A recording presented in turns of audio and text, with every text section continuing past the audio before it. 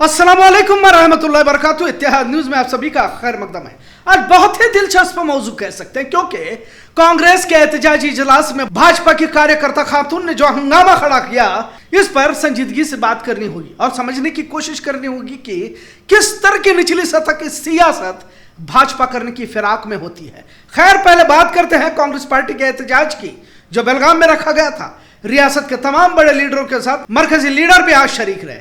संविधान बचाने की मुहिम तो वैसे भी कांग्रेस की जानिब से चलाई जा रही है, लिहाजा संविधान के साथ आसमान को छूती महंगाई पर भी आज का इजलास रखा गया था। और इसमें 2014 से पहले की अनाज, गैस, बिजली, किराया, डॉलर के मुकाबले में गिरता रुपया क्या अहमियत रखता था और अब किस हद तक महंगाई का ग्राफ बढ़ चुका है। भाजपा ने तमाम मुद्दों को कैसे गायब कर मुल्क का असल मुद्दा ही हिंदू मुसलमान बना दिया, इस पर भी तकरीबन कायदों ने अपनी बात रखी। कांग्रेस के रणदीप सिंह सुरजेवाला, वजीर रियासत मोहतरमा लक्ष्मी हेब्बारकर, वजीर सतीश जारकिहोली साहब, एमएलए बेलगाम आसिफ राजू सेठ साहब, डीके शिव कुमार, वजीर आला सिद्धरामैया, नासिर हुसैन साहब, इस तरह तमाम लीडरों ने अपने ख्यालात का इजहार करते हुए महंगाई भाजपा के दौर में किस हद तक बढ़ चुकी है बताया। क्या भी दोबारा भाजपा को जिताना चाहते हो का सवाल भी तमाम इश्तिहारात में आपने देखा होगा। पहलगाम हमले में मारे गए लोगों को श्रद्धांजलि भी दी गई, 2 मिनट का मौन भी रखा गया। हर बड़ी तादाद में कांग्रेस कारकुनान ने हिस्सा लिया था, खासकर इसमें खवातीन शरीक रही। कोई भी सियासी पार्टी हो, अगर अपने मुद्दों को अवाम के सामने सलीके से रखती है तो उसकी सराहना भी होनी चाहिए। अब जब वजीर आला सिद्धरामैया अपनी बात कर रहे थे तो अचानक कुछ भाजपा के कार्यकर्ता, जो खातून है पहले से ही बैठी हुई थी, सिद्धरामैया धिक्कारा, इस तरह नारेबाजी करने लगी। एक तरह का हंगामा पिछली सफों में बरपा हुआ। उन खातूनों को वहां से बाहर लाया गया। भाजपा की सरिता केकरे, उसका नाम बताया जा रहा है, जो जानबूझकर इस ड्रामे को अंजाम दे रही थी। ये भी सभी जानते हैं कि इसके पीछे का क्या मकसद हो सकता है। आज इसी पर बात करते हैं कि किस तरह दोगला रवैया, यूं कहिए कि अपनी गलतियों को दूसरे के सर थोपने का जो हुनर भाजपा वालों ने हासिल किया है, उसी का ये भी एक नमूना कह सकते हैं आज देखने को मिला। बात उससे ही शुरू करते हैं जिस मौजू को लेकर हंगामा बर्पा किया गया। अपना सियासी कद या खातून शायद बढ़ाना चाहती हो, लेकिन जिस तरह का तमाशा किया गया इससे कांग्रेस को तो कुछ फर्क नहीं पड़ने वाला, क्योंकि सभी जानते हैं कि कर्नाटक में भाजपा अपना वजूद कायम रखने की लड़ाई लड़ रही है। खुद भाजपा में भी अंदरूनी इख्तलाफात शिद्दत अख्तियार कर चुके हैं। भाजपा की उस कार्यकर्ता को पुलिस ने हिरासत में लिया। मैं खुद भी उस जगह पर मौजूद था। एक तरह का तनाव वहां पर नजर तो आ रहा था और भाजपा कार्यकर्ताओं को लेकर कांग्रेसी भी गुस्से में थे। अगर जल्दी पुलिस उस खातून को गाड़ी में ना ले जाती तो शायद खातून की पिटाई भी हो सकती थी। लिहाजा वजीर लक्ष्मी हेब्बारकर भी वहां पहुंच चुकी। यकीनन कुछ देर तक अफरा तफरी का माहौल रहा, पर सवाल यही खड़ा होता है कि आखिर उस खातून को क्या प्रॉब्लम थी। समझ में ये आया कि वजीर आला सिद्धरामैया ने पहलगाम को लेकर जो हाल ही में बयान दिया था, उसकी वो मजम्मत भाजपा कार्यकर्ता करना चाहती थी। असल बात को यही समझना होगा कि पहलगाम हमले को लेकर पूरा देश सदमे में था और हमारे वजीर आला सऊदी का दौरा रास्ते में ही छोड़कर बिहार चुनाव के लिए पहुंचे। मतलब कितना संजीदा हमारे वजीर आजम है, इससे मालूम होता है। आज एमएलए अभय पाटिल ने भी पहलगाम के दर्द का इजहार करते हुए कहा कि पहलगाम में 26 लोगों को मारा गया और कांग्रेस बेलगाम में तमाशा कर रही है, लेकिन असल तमाशा तो भाजपा पूरे देश में कर रही है। दरअसल ये एक तरह से भाजपा की बौखलाहट है, क्योंकि पहलगाम हमले के बाद सुरक्षा चूक को लेकर पूरा देश गृह मंत्री अमित शाह और वजीर आजम मोदी से सवाल पूछ रहा है। एक और अहम बात ये भी आपको नजर आई होगी कि जब से पहलगाम हमला हुआ है, जो लोग पहलगाम में थे, यानी कि वहां पर जो सैलानी थे जो वापस वहां से आ रहे हैं, वो तमाम तो कश्मीरियों की तारीफ कर रहे हैं। अपने बेटे, अपने भाई बहन की तरह उनकी मेहमान नवाजी की बात वो मीडिया में आकर बता रहे हैं। अगर कोई उछल कूद कर रहा है तो भाजपाई जो वहां न गए हैं और ना ही उन्होंने कभी कश्मीरियों की मेहमान नवाजी का उन्हें कुछ पता हो, लिहाजा जो नहीं गए वही लोग ज्यादा तमाशा खड़ा करें। बात पहलगाम की आती है तो जो सवाल उठाए जा रहे हैं और इसका किसी भी भाजपा वालों के पास जवाब नहीं है कि सुरक्षा की इतनी बड़ी चूक कैसे हुई, कहाँ थी फौज।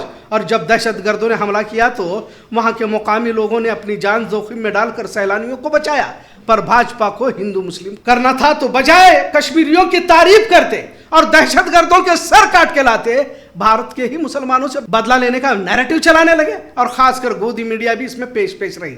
सबसे ज्यादा नफरत फैलाने में भाजपा, या अगर खास तौर से छत्तीसगढ़ भाजपा की वो तस्वीर तो आप सभी ने देखी होगी कि जाति नहीं धर्म पूछा गया। लिहाजा अब जब कांग्रेस महंगाई पर अवाम की तवज्जो दिलाना चाहती है तो भाजपा को इन मुद्दों से मुश्किल हो जाती है। भाजपा इन मुद्दों पर मुकाबला नहीं कर सकती। भाजपा ने भी महंगाई पर प्रोटेस्ट आंदोलन करने की कोशिश की, पर जिस पार्टी को सिर्फ धर्म की ही राजनीति आती है, अब उन मुद्दों पर अच्छी बैटिंग तो कर नहीं सकती। इसको इन्होंने समझ लिया। कांग्रेस की इतने बड़े इजलास में भाजपा कारकुनान का पहुंचना भी इनकी नाकामी की वजह कह सकते, क्योंकि बौखला हुए हैं। सीधे सवाल जवाब भी हालात पर किए जा सकते थे, लेकिन झूठ पर मबनी हुकूमतें सहारे भी उसी तरह के तलाशते हैं। यकीनन भाजपा अगर धर्म की राजनीति को छोड़कर अगर मुद्दों पर सियासत करती है तो नफरती एजेंडों को तलाशने की जरूरत नहीं पड़ती, पर शॉर्टकट तो इन्हीं नफरती रास्तों से मारा जा सकता है। भाजपा का वजूद तो 1980 में हुआ था, पर इन्हें ताकत मिली राम मंदिर बाबरी मस्जिद मसले से, और अब तक 2 सीटों से लेकर 303 तक का सफर किसी इंसानी हमदर्दी या इंसानियत के खिदमत से हासिल नहीं हुआ, बल्कि नफरत के शोलों पर ही तो सियासत की रोटियां सेकने में मजार है। पर नफरतें कहां जीतती है? भले आप वक्ती तौर पर ढोंग जरूर कर सकते हैं। पहलगाम हमले को लेकर सवालात के घेरों में तो भाजपा है। यूपी के लोक गायिका नेहा सिंह राठौड़ पर मोदी शाह पर सवाल करने से मुकदमा बनाया गया। आसाम में सीएम हेमंत बिस्वा शर्मा जो हमेशा मुसलमानों के खिलाफ बोलते हैं, वहां के पत्रकारों पर तक मुकदमे दायर किए गए। कहने का मतलब, जब भी पोल खुलने लगती है या सच्चाई बाहर आने लगती है तो बौखलाहट का मुजाहरा भाजपा करने लगती है। पहलगाम हमले को लेकर देश भर में हिंदू मुस्लिम करने की कोशिश भी की गई। हाल ही में अगर बंबई की भी बात की जाए तो भाजपा के एमएलए ने इस तरह की घटिया हरकत को अंजाम देते हुए सड़क पर ठेला लगाने वालों को मारा गया जो मुसलमान थे। पर अब देश की आवाम हकीकत को जानने लगी है। कौन ड्रामा कर रहा है, कौन हकीकत बयान कर रहा है, समझ में आ रहा है। हिंदू मुस्लिम का नाटक अब भाजपा के लिए बूमरैंग साबित हो रहा है। लिहाजा गोदी मीडिया भी अब अपना ट्यून चेंज कर चुकी है। मुल्क भर में कश्मीरियों पर हमले की मजम्मत की जा रही है, क्योंकि आवाम हमले नहीं कर रही, बल्कि सिर्फ भाजपाइयों का ही इसमें हाथ नजर आ रहा है। क्योंकि जो मुकामी मुसलमान है या कश्मीरियों पर आवाम हमले नहीं कर रही, जितने भी हमले किए जा रहे हैं उनमें भाजपाइयों का ही हाथ नजर आ रहा है। एक नहीं, सैकड़ों वीडियोस हमने देखे और सोशल मीडिया पर वायरल है कि वहां कश्मीरियों ने अपने घर के लोगों की तरह देखभाल और खिदमत को अंजाम दिया। तकलीफ सिर्फ नफरती गिरोह को हो रही है, क्योंकि जब मोहब्बतें आम होने लगती है तो नफरती गिरोह तकलीफ में आ जाते हैं, और यह तकलीफ उस वक्त जरूर होती है जब झूठ बेनकाब होने लगता है। पहलगाम के बाद बजाय कश्मीरियों की पूछताछ के लिए वहां जाते, पर वजीर आजम मोदी बिहार चुनाव में गए, क्योंकि मोदी हमेशा चुनाव के मूड में ही रहते हैं। कुल आज के मौजू का लबोलबाब यह है कि कांग्रेस के इजलास में पहलगाम का दर्द बयान करते हुए पाकिस्तान डाउन डाउन कहने वाली भाजपा ही इतना जरूर समझना चाहिए कि पहलगाम पर और हमदर्दी भाजपा बटोर नहीं सकती। और यह कहना तो और भी ज्यादती होगी कि टेरर इन पहलगाम और कांग्रेस तमाशा इन बेलगाम, क्योंकि कटघरे में खुद भाजपा ही है जो अब तक सुरक्षा चूक पर सही जवाब नहीं दे पा रही। भाजपा लीडर बजाय इस पर शर्मिंदगी का इजहार करते, कांग्रेस इजलास में भाजपा की कारकुन दाखिल कैसे हुई, आपकी सुरक्षा कहां है, कहना इंतहाई बेवकूफी और बचकाना बयान ही कह सकते हैं। लिहाजा आज का यह तमाशा भाजपा की गिरती साख को बयान कर रहा है, इतना जरूर। आज का मौजू कैसा लगा इस पर जरूर कमेंट करें। इत्तेहाद न्यूज़ देखने के लिए शुक्रिया। अल्लाह हाफिज।